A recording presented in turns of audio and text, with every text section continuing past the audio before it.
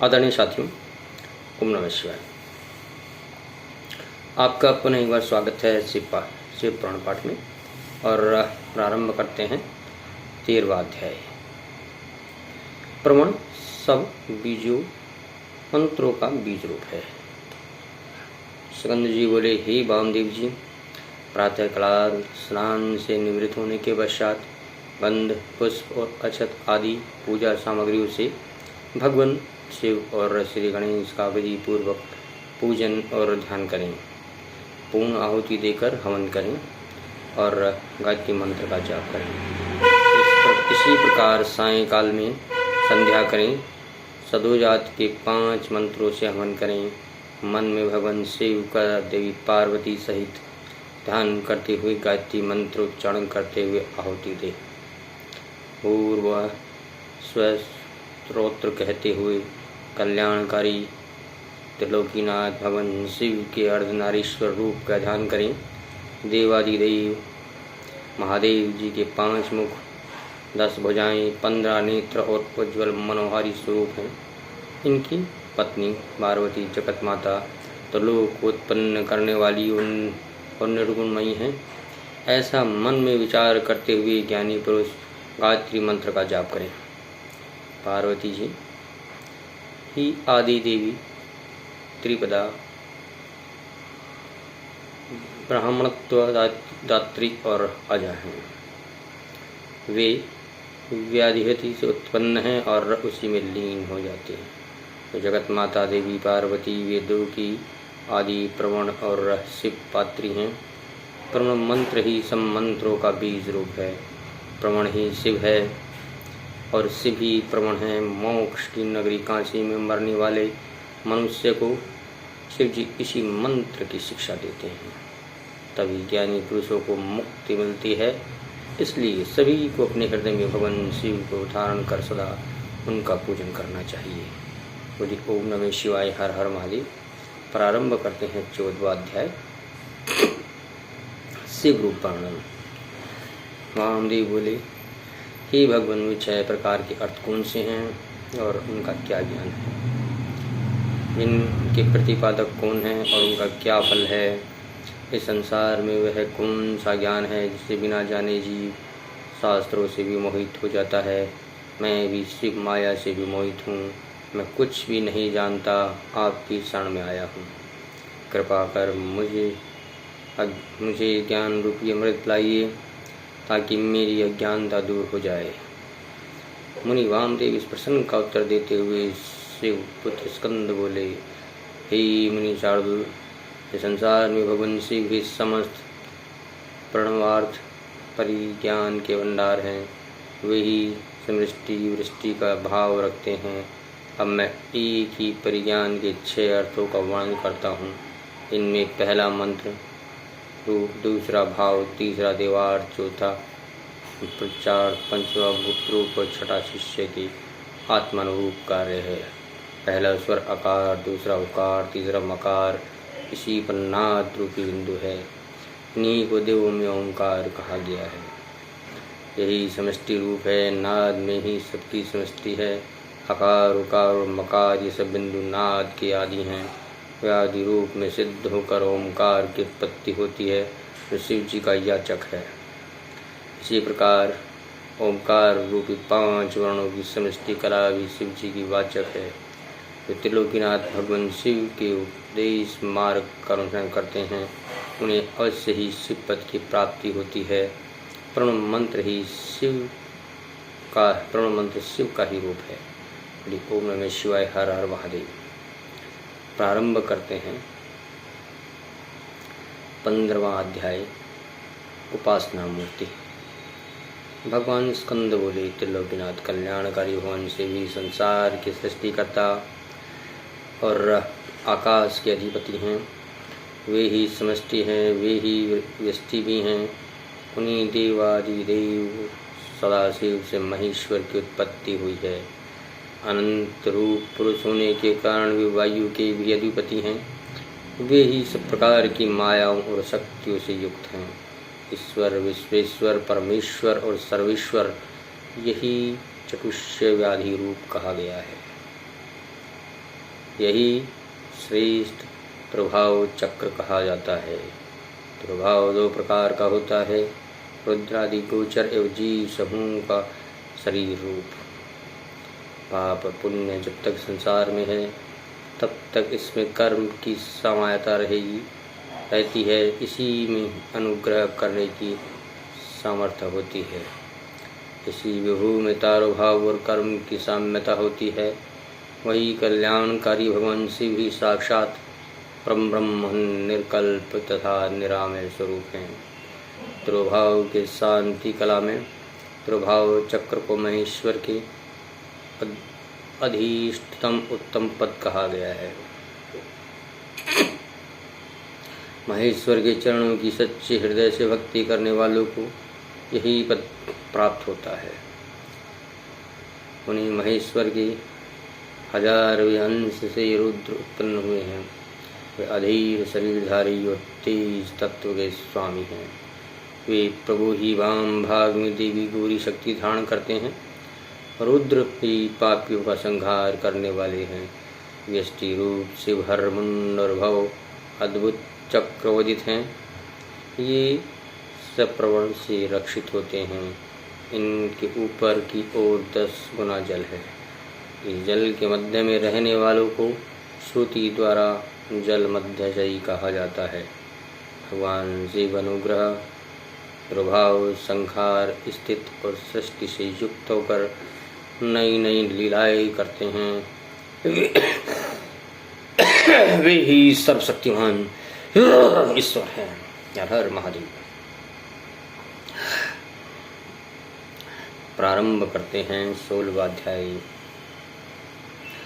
शिव तत्व विवेचन। सूत जी बोले, मुनि वामदेव को भगवान स्कंद के मुख से ओंकार रूपी अमृत कथा का श्रवण करके आनंद की अनुभूति हुई।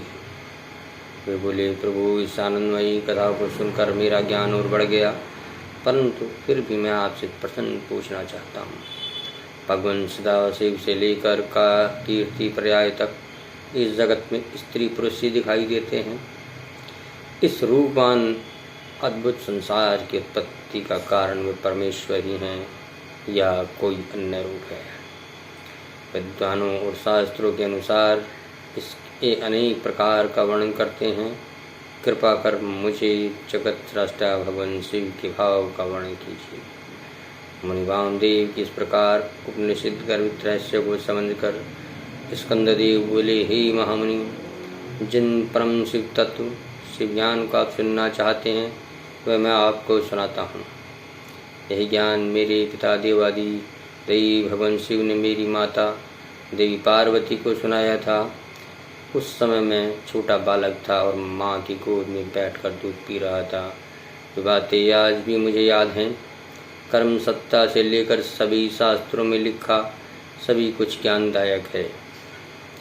आप जैसे ज्ञानी पुरुष इतना कुछ जानते हुए भी भगवान के विषय में और अधिक जानने की जिज्ञासा रखते हैं, परंतु मूर्ख और अज्ञानी पुरुष तो सब कुछ जानते हुए और समझते हुए भी ईश्वर स्वरूप से इनकार कर देते हैं। परमेश्वर परमात्मा को जानना एवं उन्हें पहचानने में कोई संदेह एवं परेशानी नहीं है। वे स्त्री पुरुष के रूप में विश्व के सामने प्रत्यक्ष दिखाई देते हैं। श्रुतियों में ने कहा है कि सच्चानंद परमेश्वर सिर्फ सत्य है। जो भी सत्य असत्य एवं प्रपंचों से निवृत्त अथवा दूर होकर सदाचार के मार्ग का अनुसरण करते हैं वे सदात्मा कहलाते हैं। वही प्रकाश से चित होकर जगत का कारण बनते हैं। वही शिव भक्ति को प्राप्त होते हैं और उन्हीं को भगवान शिव और शक्ति संयोग से परम आनंद की प्राप्ति होती है। बोले ओम नमः शिवाय, हर हर महादेव। प्रारंभ करते हैं 17वां अध्याय। शिव ही प्रकृति के कारण रूप हैं। वामदेव जी बोले, हे भगवान, पूर्व में आपने ही प्रकृति के नीचे नियति और ऊपर पुरुष बताया था, फिर आज आप यह क्या कह रहे हैं, मेरा संशय दूर कीजिए। तब मुनि वामदेव जी के वचन सुनकर स्कंद जी बोले, हे मुनि, अद्वितीय सेवावाद में मैं द्वितीय सेवावाद का कोई समावेश नहीं होता। यह नश्वर और अविनाशी है। भगवान शिव ही सच्चानंद स्वरूप वाले परम ब्रह्म हैं। इन्हीं त्रिलोकीनाथ कल्याणकारी शिव को ही सर्वज्ञ, सबका कर्ता एवं वे त्रिवेदों का उत्पादक कहा जाता है। वे सर्वेश्वर से भी अपनी माया और इच्छा के अनुरूप संकुचित रूप धारण कर पांचों कला में निपुण पुरुष हो गए हैं। वे ही भोक्ता हैं, जो कि प्रकृति के सभी गुणों को भोगने वाले हैं। वे ही समष्टि और चित्त प्रकृति तत्व के स्वामी हैं। प्रकृति के गुण सत्व से उत्पन्न हुए हैं। गुणों से बुद्धि और बुद्धि से अहंकार की उत्पत्ति होती है। तब उससे तेज और उससे मन, बुद्धि और इंद्रियों की उत्पत्ति हुई है। मन के रूप को संकल्प विकल्पात्मक कहा गया है।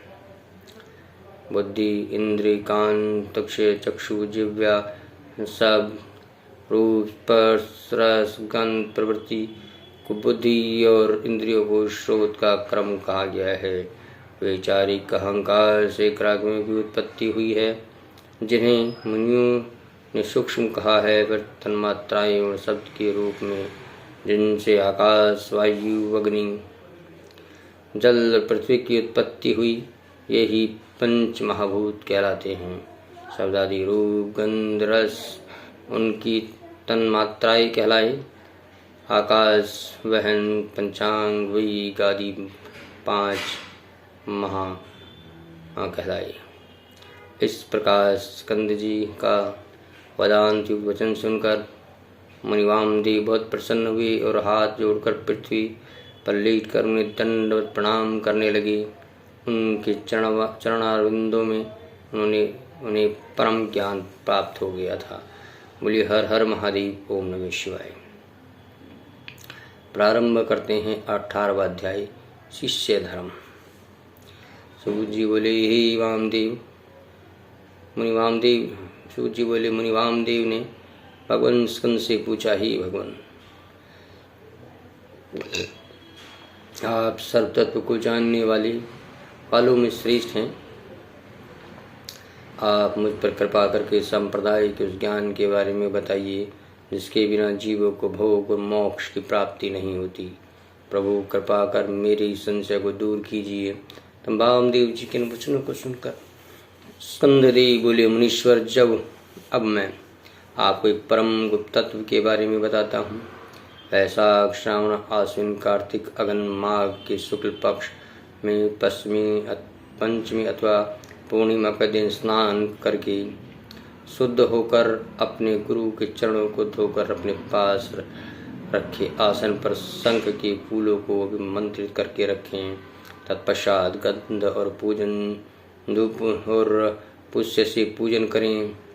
उनके समक्ष दीप प्रज्वलित करें। मुद्रा से रक्षा कर कवच को मंत्रों से आच्छादित करें।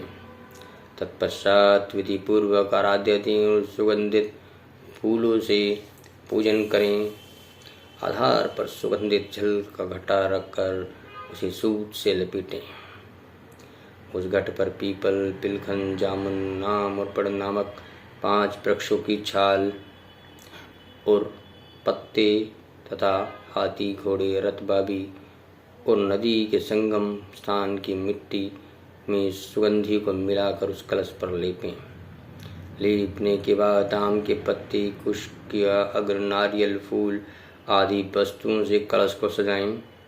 सजाने के बाद कलश में पंचरत्न डालें। यदि पंचरत्न ना हो तो सुवर्ण डालें।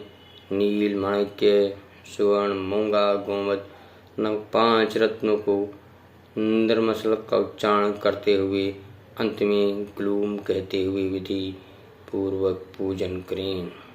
खीर और तांबुल अर्पित कर 8 नामों का जाप करते हुए पूजा करें। गुरु द्वारा बताई हुई विधि से अनुष्ठान सहित भगवान शिव की पूजा अर्चना करें। फिर गुरु को अपने शिष्य को हम सोहम मंत्र का उपदेश देना चाहिए। उपदेश के बाद भस्म का ज्ञान प्रदान करना चाहिए। उस समय गुरु को अपने मन में यही विचार करना चाहिए कि मैं ही शिव हूँ, और इस प्रकार शिष्य को ज्ञान दें। ओम नमः शिवाय। हर हर महादेव। प्रारंभ करते हैं 19वां अध्याय योग पट वर्णन।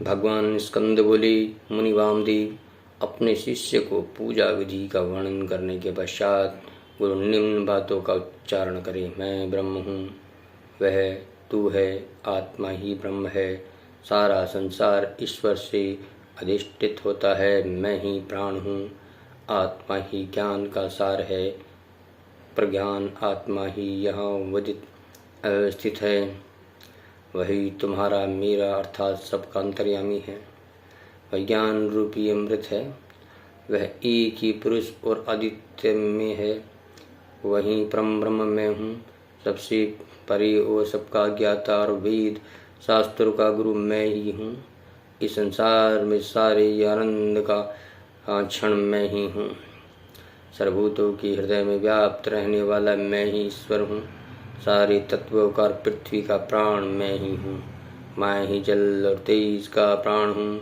आकाश और वायु का प्राण मैं हूँ, मैं ही त्रिगुण का प्राण हूँ, मैं ही अद्वितीय और सर्वात्म गुण हूँ, यह सब ब्रह्म रूप है, मैं ही मुक्त स्वरूप हूँ, इसलिए मेरा ध्यान करना चाहिए।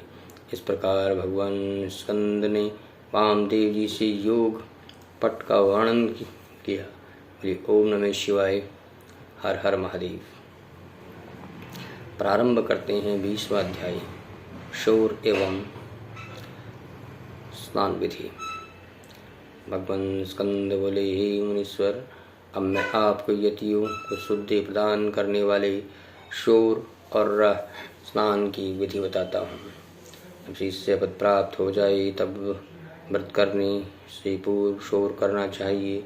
गुरु को नमस्कार कर उनकी आज्ञा से शौर कराएं, फिर नाई के कपड़े को मिट्टी और जल से धुलवाएं, फिर शिव नाम उच्चारण करते हुए हाथ की अनामिका अंगूठे को अभिमंत्रित करें, आंखों को बंद करके मंत्र का उच्चारण करें और दाहिनी ओर से शौर कराएं। आगे से पीछे की ओर सिर मुंडवाएं और मूछें भी साफ कराएं और नाखून काट लें। तत्पश्चात नदी में 12 डुबकी लगाकर स्नान करें।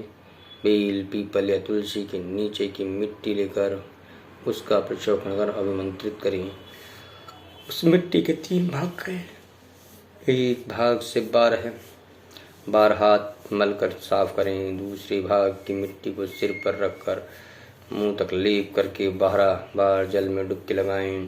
फिर 16 बार कुल्ला कर दोबारा आचमन करें। बची हुई मिट्टी को पूरे शरीर पर लेप करें। मन में ओंकार और भक्ति पूर्वक जाप करते हुए 16 बार प्राणायाम करें। फिर ज्ञान देने वाले गुरु का ध्यान करते हुए 3 बार साष्टांग प्रणाम करें। तत्पश्चात तीर्थ स्थान के जल में डुबकी लगाते हुए त्रिलोकीनाथ कल्याणकारी भगवान शिव का स्मरण करें। वे देवादिदेव महादेव ही संसार को तारने वाले हैं, वे ही सबका कल्याण करते हैं। इस प्रकार मैंने आपको पूर्ण स्नान की विधि बताई। बोलिए हर हर महादेव, ओम नमः शिवाय। प्रारंभ करते हैं 21वां अध्याय योगिनियों को उत्तरायण की प्राप्ति। मुनि वामदेव बोले, ही भगवान स्कंद जी, मैंने सुना है कि योगिनियों का दाह कर्म नहीं किया जाता, उन्हें तो शुद्ध भूमि में स्थापित कर दिया जाता है। क्या यह सच है?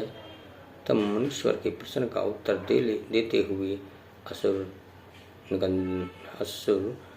निकंदन स्कंद जी बोले, हे मुनीश्वर, यह प्रश्न एक बार महान शिव योगी भृगु ने स्वयं सर्वज्ञ त्रिलोकीनाथ शिव से किया था। उस समय तो शिव ने बताया था, मैं वही आपको बताता हूँ। यह परम ज्ञान साधारण मनुष्यों के लिए नहीं है। इस ज्ञान को शांति चित्त वाले परम शिव भक्त शिष्य को ही बताना चाहिए, क्योंकि महान धैर्यवान योगी जन ही समाधि अवस्था को प्राप्त कर सकते हैं और वे ही शिव रूप को परिपूर्ण होते हैं। परंतु जो योगी मुनि अपने चित्त अर्थात मन को स्थिर करने में असमर्थ होते हैं और जल्दी अधीर हो उठते हैं, उन्हें समाधि की अवस्था का ज्ञान प्राप्त नहीं है। ऐसे योगियों को गुरु मुख से शिव जी का ज्ञान जानकर ध्यान करना चाहिए। प्रतिदिन प्रवण मंत्र का जाप करें और भगवान शिव का स्मरण करें, तभी योगी जनों को उत्तरायण की प्राप्ति होती है। बोलिए हर हर महादेव, ओम नमः शिवाय। प्रारंभ करते हैं 22वां अध्याय, एकादशी पद्धति। भगवान स्कंद बोले, मुनिवर अब मैं आपको एकादशी विधि बताता हूँ। एक विधि को लीप कर 5 मंडल बनाएं और उसमें 5 देवताओं की पूजा करें। भगवान शिव सर्वेश्वर हैं, उनकी कृपा से ही सब कार्य सिद्ध होते हैं, इसलिए हमें उनकी कृपा को नहीं भूलना चाहिए। भगवान शिव को स्वरूप मानकर शिवात्मा देवताओं का ध्यान करके उनके चरणों में शंख के जल को समर्पित करें। ओम भूर्भुवः स्वः मंत्र का जाप कर धूप दीप से प्रदक्षिणा कर नमस्कार करें। फिर हाथ जोड़कर प्रार्थना करें कि भगवान आप प्रसन्न होकर यति को शिव चरणों में रक्षित करें। प्रार्थना के पश्चात प्रसाद को कन्याओं में बांट दें। इसके पश्चात यति का पावन श्राद्ध करें, क्योंकि यति का एक दृष्ट श्राद्ध नहीं होता।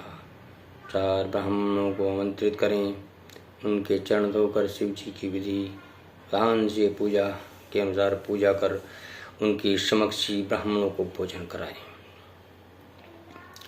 गोबर से लिपि स्थान पर रखे कुछ से आसन पर बैठकर कहें कि मैं पिंडों को दान करता हूँ। ऐसा संकल्प कर 3 मंडलों का अपने परमात्मा, अंतरात्मा और आत्मा के लिए पूजा करें। मन में विचार करते हुए कि आपने आत्मा को पिंड दिया है, पिंडदान करें। कुछ से जल छिड़क कर प्रदक्षिणा और नमस्कार करें। तत्पश्चात ब्राह्मणों को दक्षिणा दें। ऐसा करने के बाद रक्षा के लिए श्री हरि विष्णु की महापूजा करें और नर और नारायण को बलि दें। अंत में वेद और शास्त्रों को जानने वाले 12 ब्राह्मणों को गंध, अक्षत और पुष्पों से पूजन कर प्रार्थना करें। उस आसन पर पायस बलि दें। मुनि वामदेव, यह मैंने आपको एकादशी की विधि बताई है। बोलिए हर हर महादेव, ओम नमः शिवाय। प्रारंभ करते हैं 23वां अध्याय, शिष्य वर्ग का वर्णन। स्कंददेव बोले, मुनि वामदेव 12वें दिन प्रातः काल उठकर स्नान आदि नित्य कर्मों से निवृत्त होकर भगवान के शिव की पूजा अर्चना करें। मध्याह्न में ब्राह्मणों को आमंत्रण देकर उन्हें भोजन कराएं। मन में गुरु पूजन का संकल्प करें। गुरु के चरण धोकर उन्हें आसन पर बैठाकर कुशाओं और धूप दीप से आराधना करें। गुरु को नमस्कार कर मंत्र का जाप करते हुए अक्षत अर्पित करें। ब्राह्मणों को भोजन कराकर उन्हें आसन पर बैठाएं। फिर तांबुल देकर दक्षिणा में छत्री, पादुका, पंखा, चौकी और वेणुदंड देकर उनकी प्रदक्षिणा पर नमस्कार करें। उनके चरण छूकर आशीर्वाद पाकर उन्हें विदा करें। अन्य अतिथि एवं दीन अनाथों को भोजन कराएं। इसी प्रकार प्रतिवर्ष गुरु की पूजा करें। गुरु की उत्तम आराधना से निश्चय ही शिवलोक की प्राप्ति होती है। मुनिवर वैशपायन, पैल, जैमिनी और सुमंतु नामक 4 महामुनि तेजस्वी व्यास के शिष्य हैं। वामदेव, अगस्त, पुलस्त्य और क्रतु योगी वर संतन कुमार जी के शिष्य हैं। ये सभी मुनि अद्भुत और भगवान शिव के परम भक्त हैं। इन्होंने ही 5 महाभूतों से आवृत वेदांत सिद्धांत का परम निश्चय किया है। यह मोहनाशक, ज्ञानदायक और संतोषदायक है। यह कल्याण का जगत करने वाला और लक्ष्मी प्रदान करने वाला है। त्रिलोकीनाथ कल्याणकारी भगवान शिव का ध्यान और स्मरण सदा करने से योगीजन शिव स्वरूप हो जाते हैं। ब्रह्मा, विष्णु और शिव का भजन और ध्यान करने से मनुष्य को मोक्ष प्राप्त होता है तथा इनकी सभी मनोकामनाएं पूर्ण हो जाती हैं। कल्याणकारी देवादिदेव महादेव जी की आराधना सभी दुखों का नाश कर सुख प्रदान करने वाली तथा भोग एवं मोक्ष देने वाली है। इस प्रकार वामदेव जी को उपदेश देकर और उनसे पूजित होकर स्कंददेव अपने माता पिता का स्मरण करते हुए कैलाश पर्वत पर चले गए। वहाँ मुनिवर वामदेव भी भगवान स्कंद का अनुसरण करते हुए कैलाश पर गए। वहाँ पहुँचकर वामदेव ने भगवान श्री पार्वती के चरणों में अपना शीश नवाया।